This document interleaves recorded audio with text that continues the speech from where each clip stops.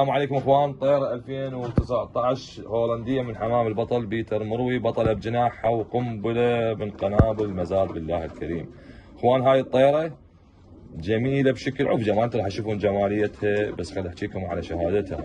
هاي الطيرة فايزة بجناحها وبناتها ابطال عند ابو يردن اخونا لهيب بهولندا، واللي يحب يتاكد يراسل لهيب عليها ويعطي تفاصيل، يعني ما عندي التفاصيل بالضبط. ثاني ثالث ايس بجن بناتها اعتقد، بس لهيب هو اللي يعرف.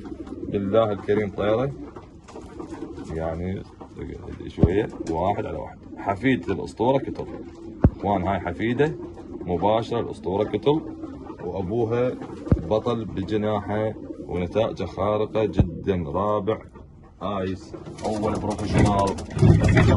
شهادة هذا اختصر اللي يعني اشوفكم شكلها واحكيكم على شهادتها. امها بنت الاسطورة كتل وهي بطلة بجناحها، وجميلة جمال مو طبيعي، وما توقف وقفة طبيعية. وهاي شهادة اخوان.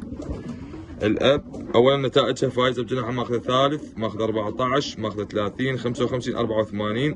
رايس اونلي يونغستر، يعني مسابقه فقط وهي بالحمام الافراخ. الاب اول بروفيشنال ايس بيجن باليوم الواحد، رابع نشر، اول رابع ثامن 12 ناشونال على 7000. الام بنت الاسطوره كتل على 979.